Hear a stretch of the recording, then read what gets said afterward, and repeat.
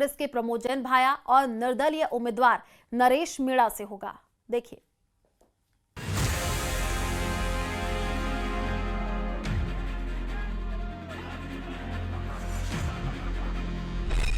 अंता seat पर त्रिकोणीय जंग। मोरपाल सुमन को बीजेपी ने बनाया उम्मीदवार। माली समाज के नेता के रूप में है पहचान। जो सर्वाधिक लोकप्रिय नेता के रूप में जो उभर करके आए हैं श्रीमान मोरपाल सुमन, उनको हमारी पार्टी ने उम्मीदवार घोषित किया है। निश्चित रूप से और हम जीतेंगे। लंबे मंथन के बाद पूर्व मुख्यमंत्री वसुंधरा राजे के करीबी माने जाने वाले मोरपाल सुमन को बीजेपी ने अंता उपचुनाव के सियासी रण में उतार दिया है। बीजेपी ने उनके स्थानीय होने और क्षेत्र में मजबूत पकड़ को देखते हुए भरोसा जताया। अब सबकी निगाहें इस सीट पर होने जा रहे उपचुनाव पर टिकी है।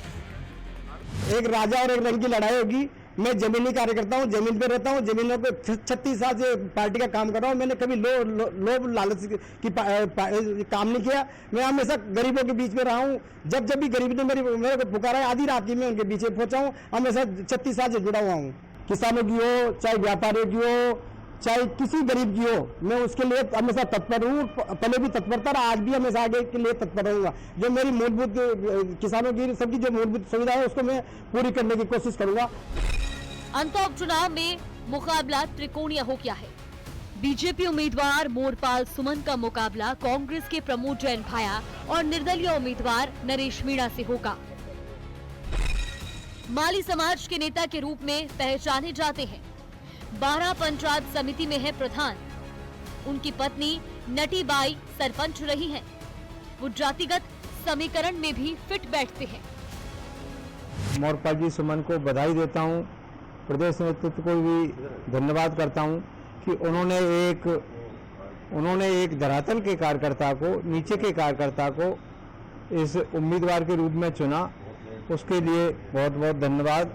और निश्चित रूप से भारतीय जनता पार्टी का कार्यकर्ता प्राणपण से ये चुनाव लड़ने वाला है और हम निश्चित रूप से जीत हासिल करेंगे। अंता विधानसभा सीट के इतिहास पर नजर डालें तो इस सीट पर 4 बार चुनाव हुए हैं। कांग्रेस और बीजेपी ने 2-2 बार जीत दर्ज की है।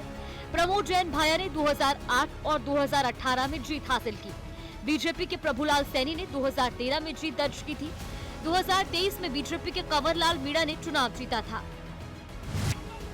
बीजेपी प्रदेश अध्यक्ष मदन राठौर ने भरोसा जताया कि मोरपाल सुमन जीत हासिल कर अंता की जनता की सेवा करेंगे। अंता में भी एक सामान्य परिवार का एक सामान्य सा कार्यकर्ता, जिसने सेवा के बल पर राजनीति में अपनी एक इमेज बनाई है, उस कार्यकर्ता को हमने और उम्मीदवार के रूप में चुना है।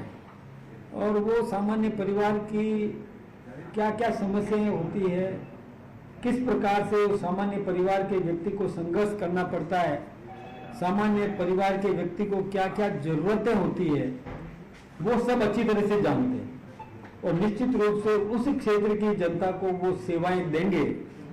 सामान्य परिवार को किस प्रकार से मजबूत करना है, वो निश्चित रूप से ऐसे प्रयास करेंगे और जीत करके आएंगे।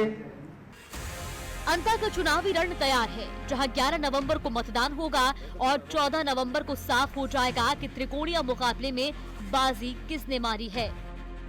भाजपा के टिकट घोषणा के साथ ही अंता का विधानसभा उपचुनाव का रण की तस्वीरें अब साफ हो गई है। अंता उपचुनाव में जहां भाजपा ने अपने जमीनी स्तर के कार्यकर्ता मोरपाल सुमन को मैदान में उतारा है, तो वहीं कांग्रेस ने अपने पूर्व दिग्गज नेता और पूर्व मंत्री प्रमोद जैन भाया को मैदान में उतारा है। दोनों के साथ ही यहां 4 निर्दलीय प्रत्याशी भी फिलहाल मैदान में हैं। अब टिकट घोषणा के बाद देखना होगा कि इस सीट पर आखिर बाजी कौन मारता है। विपिन तिवारी, न्यूज़ 18 राजस्थान, बारां।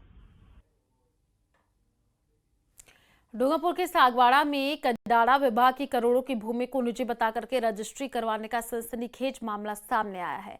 2 शिकायतकर्ताओं ने भू माफिया पर कडाड़ा विभाग की फर्जी एनओसी तैयार करवा करके तहसीलदार से मिलीभगत करते हुए भूमि की रजिस्ट्री करवाने के आरोप लगाए। शिकायतकर्ताओं ने अब मामले की शिकायत जिला कलेक्टर को की है। शिकायत मिलने के बाद कलेक्टर ने पूरे मामले की जाँच के लिए टीम बनाई है और इस जमीन में कुछ हिस्से को एक व्यक्ति अपने पैतृक जमीन बता करके निर्माण स्वीकृति मांगने लगा। नगर पालिका सागवाड़ा ने इसे फर्जी मानते हुए पट्टा देने और निर्माण स्वीकृति से इनकार कर दिया। वहीं भूमाफिया ने उक्त जमीन की कदाड़ा विभाग की ओर से जारी कथित अनापत्ति प्रमाण पत्र NOC के आधार पर इस भूमि की रजिस्ट्री करा दी। कागजों में भले ही जमीन की रजिस्ट्री 60 लाख में की गई है, लेकिन मार्केट रेट अभी भी करोड़ों में चल रही है। ऐसे में सरकार को दोनों तरफ से नुकसान।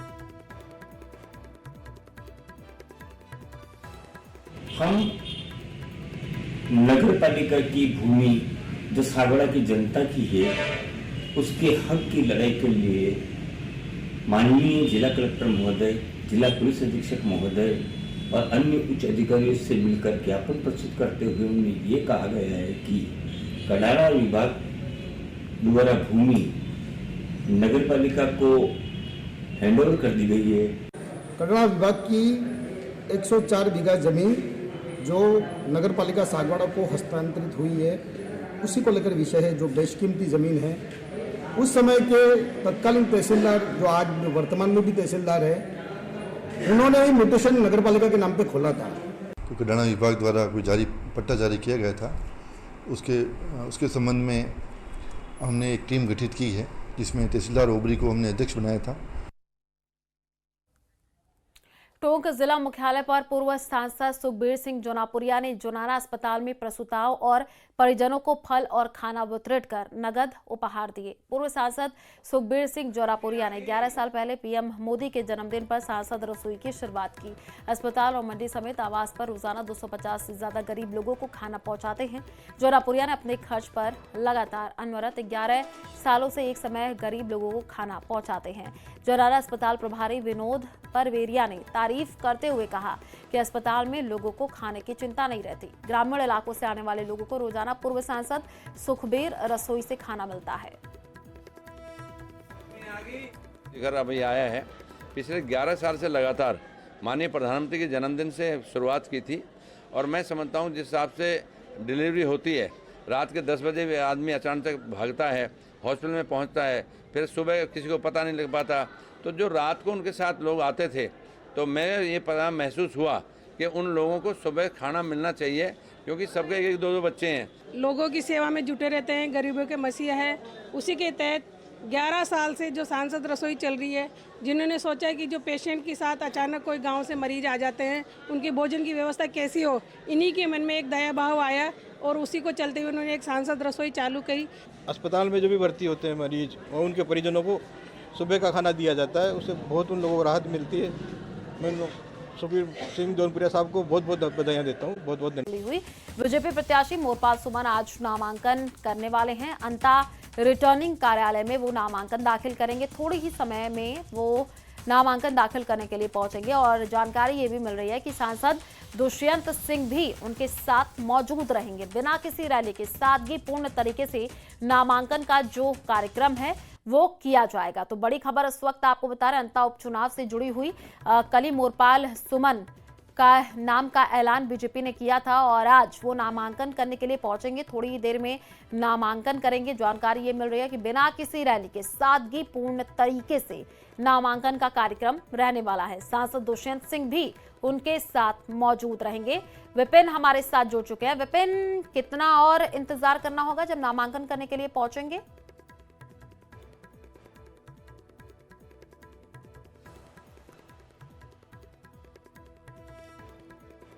विपिन, आवाज पहुंच रही है आप तक? तो देखिए, मोरपाल सुमन आज नामांकन करेंगे। बीजेपी प्रत्याशी वो हैं। अंता रिटर्निंग ऑफिस में नामांकन दाखिल करने के लिए वो पहुंचेंगे। कल ही जो है मोरपाल सुमन के नाम का ऐलान किया गया था। वहीं कांग्रेस से बात करें तो प्रमोद भाया चुनावी मैदान में है। निर्दलीय प्रत्याशी के तौर पर नरेश मीणा ने ताल ठोकी है। तो हम कह सकते हैं कि त्रिकोणीय मुकाबला है और आज जानकारी ये मिल रही है कि जो बीजेपी प्रत्याशी हैं मोरपाल सुमन, वो थोड़ी ही देर में नामांकन करने के लिए पहुंचेंगे। अंता रिटर्निंग कार्यालय में नामांकन दाखिल करेंगे। हमारे साथ संवाददाता विपिन जुड़ चुके हैं। विपिन, क्या जानकारी है, कितनी देर में पहुंच रहे हैं मोरपाल सुमन नामांकन करने के लिए? प्रत्याशी हैं भाजपा के मोरपाल सुमन, वो फिलहाल जो है सांसद कार्यालय भाजपा सांसद कार्यालय जो है, जहां भाजपा का कार्यालय भी है, वहीं पर अभी मौजूद है और वहां से कुछ ही देर में लोग जो है काफिले के रूप में अंता के लिए निकलेंगे। अंता में भी जो है बालाजी की बगीची है, यहाँ पर उनका भाजपा अंता के स्थानीय कार्यकर्ता है वो इंतजार कर रहे हैं। तो यहाँ पर जो है बीजेपी के जो नेता 12 से एक साथ जमा होकर यहाँ आ रहे हैं। उसके बाद यहाँ बगीची पर जो कार्यकर्ता है वो मिलेंगे आपस में। फिर वहां से जो है 5 प्रतिनिधि के रूप में जो लोग हैं जिनको अनुमत होंगे अंदर रिटर्निंग ऑफिसर कार्यालय के लिए, वो 5 लोग वहां से यहाँ पहुंचेंगे। उसके बाद करीब लगता है कि 1 घंटा करीब इस पूरी प्रक्रिया में लगेगा कि 1 घंटे बाद जो है वो भाजपा सांसद है दुष्यंत सिंह, भाजपा प्रत्याशी मोरपाल सुमन और कुछ बीजेपी के नेता, वो सभी जो हैं करीब 1 घंटे में यहाँ नामांकन दाखिल कर देंगे। जी ठीक है, आप नजर बना करके रखिए, आगे आपसे अपडेट लेंगे। फिलहाल शुक्रिया तमाम जानकारी साझा करने के लिए।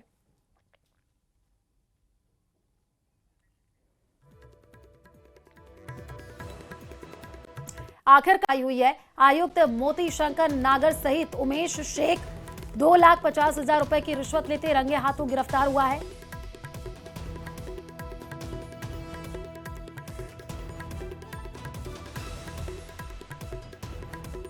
भवनों को खोलने, फाइल आगे बढ़ाने, पट्टा जारी करने के प्रकरण में रिश्वत मांगी गई थी। कोटा टीम ने यह बड़ी कार्रवाई की है। बड़ी खबर इस वक्त आपको बता रहे हैं 12 से, जहां पर 12 नगर परिषद में एसीबी की यह बड़ी कार्रवाई मानी जा रही है। आयुक्त मोती शंकर नागर सहित उमेश शेख 2,50,000 रुपए की रिश्वत लेते रंगे हाथों गिरफ्तार हुआ है। ये तस्वीर आपको दिखा रहे, देखिए सीज किए भवनों को खोलने, फाइल आगे बढ़ाने और पट्टा जारी करने के प्रकरण में रिश्वत मांगी गई थी। ज्यादा जानकारी के लिए संवाददाता विपिन हमारे साथ जुड़ चुके हैं। विपिन, ये बहुत बड़ी कार्रवाई मानी जा रही है एसीबी की, अपडेट क्या है पूरे मामले को लेकर?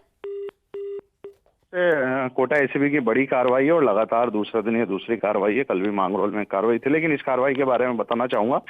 12 नगर परिषद आयुक्त है मोती शंकर नागर और जो यहाँ फायर अधिकारी तैनात है ओवैस शेख, इन दोनों को एसीबी ट्रैप ने पकड़ा है। ये जो फरियादी है शहर में पिछले बीते दिनों कुछ भवन सीज किए गए थे और क्योंकि वो नियमानुसार नहीं थे, बिना भवन निर्माण स्वीकृति, बिना कन्वर्जन कराए और इन भवनों को बनाया गया था और उन्हीं भवनों के जो मालिक है उनकी फाइलों को जो है भवन निर्माण सीज भवनों को जो खोलने और उनकी जो फाइल है उनको आगे बढ़ाने, साथ ही उनके पट्टा या कन्वर्जन इस तरह की जो फाइल है उसमें मदद करने के लिए, उनको फाइलों को बढ़ाने के लिए नगर परिषद द्वारा जो है वो रिश्वत मांगी जा रही थी।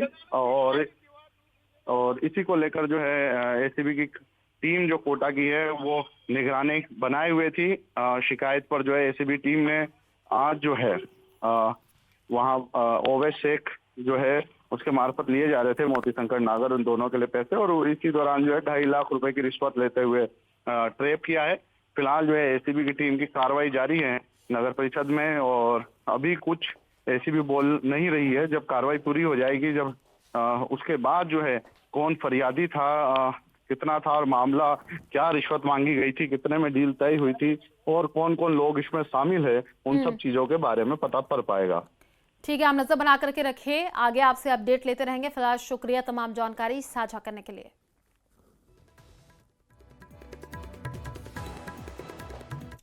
और दौसा दौरे पर सीएम अजयलाल शर्मा ने मेहंदीपुर बालाजी के दर्शन किए हैं। सीएम ने करीब आधे घंटे तक मंदिर के गर्भगृह में बैठ करके पूजा की है और इस मौके पर विधायक रामविलास मीणा, भागचंद टाकड़ा और विक्रम बंसीवाल भी मौजूद रहे। बड़ी खबर इस वक्त आपको बता रहे, दौसा दौरे पर सीएम अजयलाल शर्मा और यहां पर उन्होंने मेहंदीपुर बालाजी के दर्शन किए हैं। तस्वीरें भी आपको दिखा रहे हैं। सीएम ने करीब आधे घंटे तक मंदिर के गर्भगृह में बैठ करके पूजा अर्चना की है और इस मौके पर विधायक रामविलास मीणा, भागचंद टाकड़ा और विक्रम बंसीवाल भी मौजूद रहे।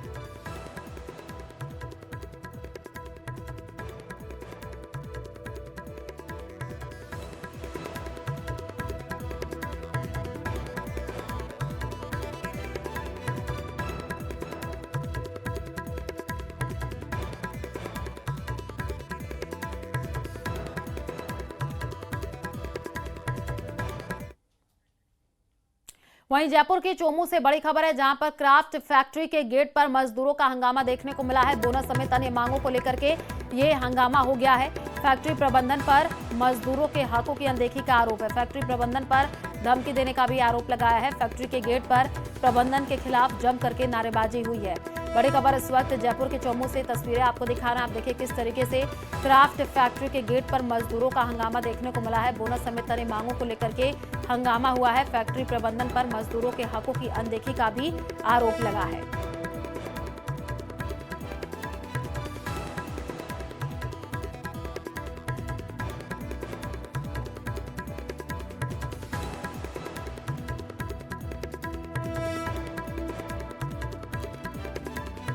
तो बोनस समेत अन्य मांगों को लेकर के ये हंगामा हुआ है। तस्वीरें भी आपको दिखा रहे हैं। आप देखिए किस तरीके से बड़ी संख्या में लोग पहुंचे हैं। उनका ये कहना है कि मजदूरों की अनदेखी का ये आरोप और फैक्ट्री प्रबंधन पर धमकी देने का भी आरोप लगाया गया है। जयपुर के चौमू से ये बड़ी खबर, जहां पर मजदूरों का प्रबंधन के खिलाफ जम करके नारेबाजी, ये तस्वीरें आई हैं जो कि हम आपको स्क्रीन पर दिखा रहे हैं। और ज्यादा जानकारी के लिए संवाददाता हीरालाल हमारे साथ जुड़ चुके हैं। हीरालाल, मजदूरों का ये हंगामा, क्या कुछ पूरा मामला रहा? जी देखिए, जैतपुरा स्थित राजधानी क्राफ्ट फैक्ट्री का ये पूरा मामला है, जहां कार्यरत मजदूरों ने बोनस समेत अन्य मांगों को लेकर हंगामा किया है। उनकी मांग है कि दिवाली का त्योहार है, सभी जगह है जो मजदूरों को बोनस दिया जाता है, लेकिन यहाँ फैक्ट्री प्रबंधन की ओर से उन्हें बोनस नहीं दिया जा रहा। इसी बात को लेकर उनमें कहीं ना कहीं नाराजगी थी और वो नाराजगी धरना प्रदर्शन के रूप में देखने को मिल रहा है। बड़ी संख्या में जो फैक्ट्री में काम करने वाले मजदूर थे वो फैक्ट्री के बाहर एकत्रित हो गए और उन्होंने नारेबाजी शुरू कर दी और जो मजदूर हैं उनको बोनस समेत जो अन्य मांगे उनकी हैं वो देने की मांग की। फिलहाल है जो फैक्ट्री प्रबंधन है उनसे समझाइश के प्रयास करें, लेकिन जो मजदूरों की तरफ से आरोप लगाए जा रहे हैं कि जब बोनस की मांग की गई तो फैक्ट्री प्रबंधन की ओर से उन्हें नौकरी से बाहर निकालने की भी धमकी दी गई है। हालांकि अभी मौके पर है जो बड़ी संख्या में मजदूर एकत्रित हैं और फैक्ट्री प्रबंधन से वो बोनस की मांग कर रहे हैं और फैक्ट्री प्रबंधन द्वारा उन्हें उचित कार्रवाई का आश्वासन दिया गया है। ठीक है, आप नजर बना करके रखें। फिलहाल शुक्रिया तमाम जानकारी साझा करने के लिए।